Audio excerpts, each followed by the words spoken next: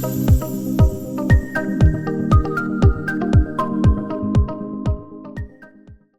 good morning, everyone, and welcome to this month's cybersecurity webinar on easy policy management. Now, just a couple of things. If you're online and would like to ask questions during the webinar, feel free to type it into the Q&A box, as we'd love to talk about anything. And if you're listening to this later as part of the recording, feel free to drop us a note, as we would love to help you out and talk about things.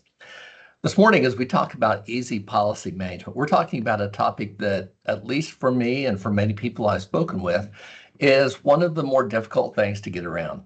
It's not that we don't know that we need policy, because we do, but taking the time to write policy and then to go through the processes to implement can be a royal headache all the way around. So what in the world can we do to make this process that we all agree is important go ahead and be less painful as we implement it within our organization? Let's begin by talking about the first question: why in the world does policy matter? Policy matters from the cybersecurity perspective because policy states for us what is expected to occur. So, for example, if I expect that my team members are going to always use a certain VPN to get into the office network, I would probably state that in policy. If I expect that my team members will never bring a personal device and plug it into their office computer for fear of malware intrusion or something like that, I would state that in policy. If I have acceptable use for my computer network, then I would put that in policy. So what it boils down to is that policy is really a risk mitigation strategy. It's the way that by telling our crew what's expected, we can then turn around and measure what's expected and see if people are actually doing what they've agreed to do. Policy matters when we talk about it from that perspective. So policy states what is expected to occur, and because it states what is expected to occur is viewed as a risk mitigation strategy, something that will help limit our risk as an organization. And it's kind of interesting, as we watch the cybersecurity world change and ebb and flow, that it's kind of come to the point where policy, good cyber policy, is often mandated by cyber insurance requirements. I have seen policies that state and ask the question, do you have an acceptable use policy, or do you have other kinds of cyber and IT policies? So it's often mandated by cyber insurance requirements. And the most interesting thing is that good policy being in place is considered to be part of a reasonable cybersecurity strategy. I don't know if you're familiar with this reasonable cybersecurity concept or not. It was really popularized by the Center for Internet Security, CIS, and they actually published a paper. They've published a paper and then have updated on what reasonable cybersecurity means. Because if you find a breach or you find something happening, people are going to ask, did you fulfill reasonable cybersecurity? And the question is, what does that mean? Many times, having good policy in place is considered part of this reasonable cybersecurity strategy, or the reasonable cybersecurity guidelines that you would be expected to have in place. So if we talk about reasonable cybersecurity guidelines and we talk about why policy matters, probably part of the question would be, what areas would benefit from having good policy? Well, we can think about good policy in a lot of things. We've got employment policy. You may have specified some kind of an employee handbook where you're at, and that employee handbook spells out certain policies, how you're going to do things. We may talk about policy with regard to financial processes. And there's a big overlap between financial processes and IT, so that really plays into things here. You may have HR policies, which also overlaps into IT, as you talk about things like acceptable use policies, or how your team is going to use your computer resources.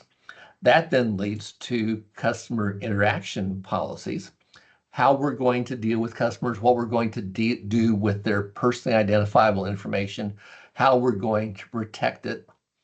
And so while all of these have cybersecurity components, and I'm sure you can think of other areas besides these, our focus for this webinar is going to be the idea of IT and cybersecurity policy. In other words, just exactly what am I going to write and put down on paper as a necessary thing for my team to do with regards to IT and cybersecurity. Well, when we stop and think about the policy management process, really the policy management process follows certain guidelines. And you may have seen these guidelines written in different order than what I'm going to do, but they all come back to much of the same thing. You may have seen certain guidelines on how policy is handled. First step, create good policy that's in clear and understandable language. It doesn't do any good if the policy is written in language that people can't understand to know what it is that they're expected to do. Likewise, we want to consider policies that are appropriate for our crew and for our team and our staff that's working. The goal being that as we craft good policy, that we make it something that our team understands so that they know what it is that they're expected to do from this policy, and they know what their responsibilities are to make things work within our organization. But policy's no good if we just create it X number of years ago and never look at it again. So it's important to regularly review and update our policy to be sure that it's kept up with the times, with the changes in technology and all that. When I think of changes in technology, there was a time not that many years ago when you didn't need a social media policy because social media wasn't really a thing. But we regularly review the policy, we update them as IT, as technology, as those different things change. And then it's important to train our staff to follow the policy. Now, this gets into some of the harder things to do. It may be that our policy requires that staff go through a certain set of steps if they want to interact with an IT process. And so as we look at those different things, we have to train our staff. But then here comes an important piece. We track acceptance, staff acceptance of that policy. The reason being that if we find out that somebody is not following policy, it's easy for that person to go back and say, well, I was never trained on it, or I didn't know we were supposed to do that, or we never talked about that particular policy. And so by tracking staff acceptance of any particular policy that you have in place, that gives you the groundwork to know that that person, number one, has indeed covered that particular area so that that particular person does indeed know something about what it is that they're supposed to do. And then not only does that particular person know exactly what it is that they're supposed to do, but that person then, because they've acknowledged and agreed that they accept it, that then puts you in a better place for some kind of consequences in the event that a staff member fails to follow the policy.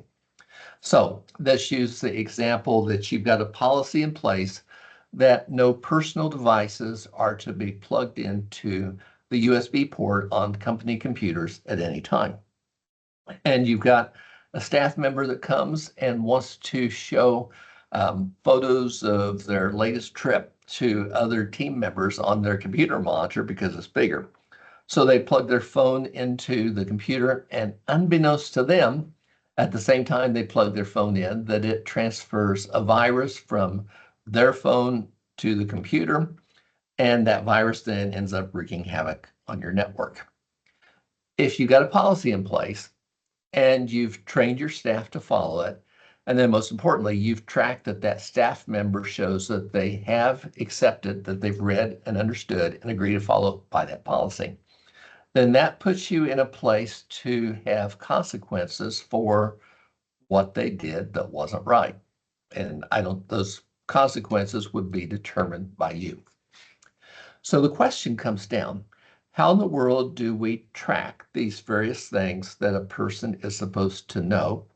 How do we, first off, create policies, and then how do we track it so we know that they have indeed accepted it and agreed to do it, and provides us a way to know what's taken on? To do that, I'd like to introduce you to a product that we here at Custom Internet Services have available. And that product is called PI Secured. PII, personally identifiable information. It covers more than that, and one component is policies. There's a lot more to it than what we're going to talk about today.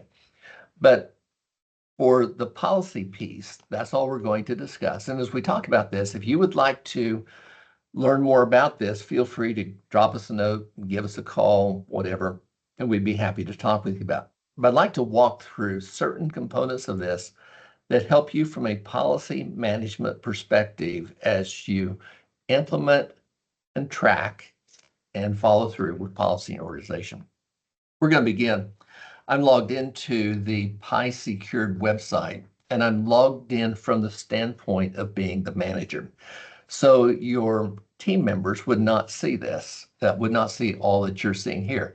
But whoever you set up as managers would see this particular piece. Notice that when we get down to the policy section, as we have over here on the left-hand side, notice that when we get down to the policy section on the left-hand side, that as we look at this, that we've got a set of what's called master policies that are available right here.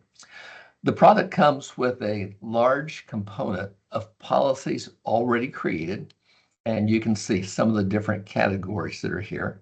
Likewise, you've got the ability to create your own policies to add to this if you want to have your own section.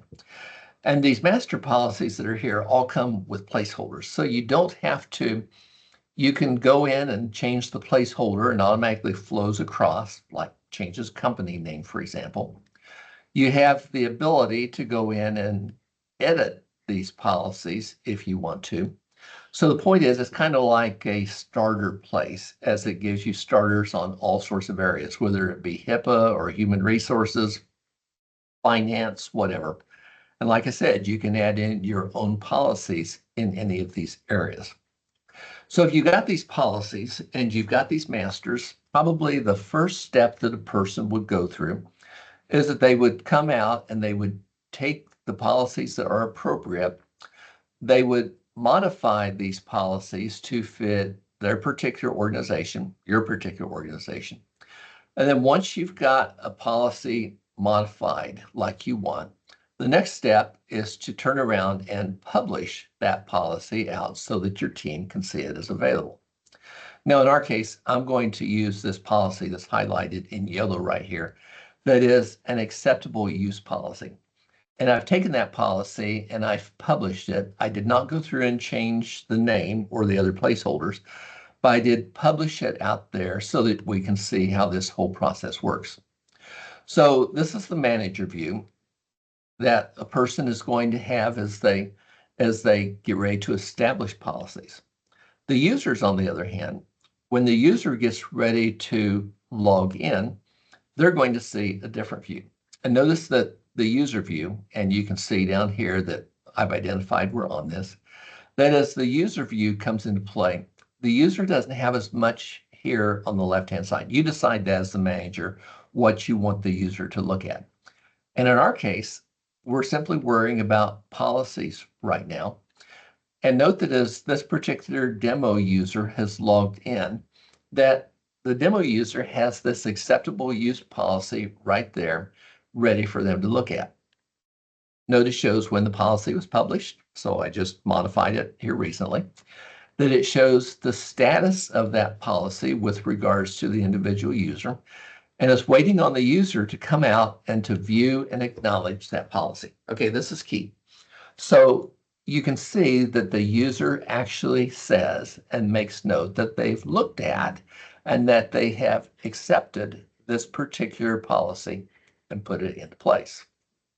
Okay, so when the user gets ready to click this view and acknowledge button right here, that's going to bring a pop-up screen up. Now I went ahead and scrolled all the way to the bottom, but if you were to, and you can see that by the slider, if you were to look at the top, you would see you can go down and read the entire policy. So a user, if they're going to acknowledge it, has to go through, they have to at least scroll through the entire policy. And so we're going to accept that they did something, at least they read it. And then down here under the policy acknowledgement, you can see what they check. I've read, understand, and agree to comply with the above policies and procedures. I am aware that violations of these policies may subject me to disciplinary action, including termination of employment. So your user is actually making a statement that they've seen, that they've read, that they have understood, and that they agreed to abide by these policies here. That's important, guys, because if users are your first line of defense, which they are, we're receiving acknowledgement here that the user agrees that yes, they've seen it. Now, if you had other policies in your policy library, the users would go ahead and have to view and accept those others, and likewise any that you created in person. If your team member wanted to go back and review a policy on what they were supposed to do, they could come back here and review and see what it was that they were supposed to do. But they've got their policies here, policies in place that they're ready to abide by, that they understand. Once that user clicks policy acknowledgement right here, and then goes ahead and hits the submit button, that notifies the system that they have acknowledged it. The manager, on his view, has the ability to come down to the reports section of this. And one of the reports is on policy compliance. So you can see, based on the policies that you have, who indeed has agreed and acknowledged it. And note that our test user right here, it says, our test employee, that it says, yes, they have acknowledged the acceptable use policy, that they've agreed to abide by it and agreed to do it. And it has the timestamp of when they agreed to do it. Now, you can see that from a cybersecurity as well as an HR perspective, this is really pretty big. And it allows the users to go ahead and acknowledge and say they've done. If you've got other users, like notice up here, I haven't accepted that one myself, you have the option to come in and to turn around and send a reminder email out to the users to go ahead and help them remember that they have to go ahead and get this done. So this is what we mean when we talk about policy acceptance. Now, as you think through your cybersecurity policy, what we've just shown you is really huge. Number one, it cuts down on the time you need to think through your policies because you've got starter policies already in place. You can customize them whatever you need to get them into a position that works for your organization and makes it so that you can work it. But then once you've got that set up in your organization, you've got the ability to assign those policies out.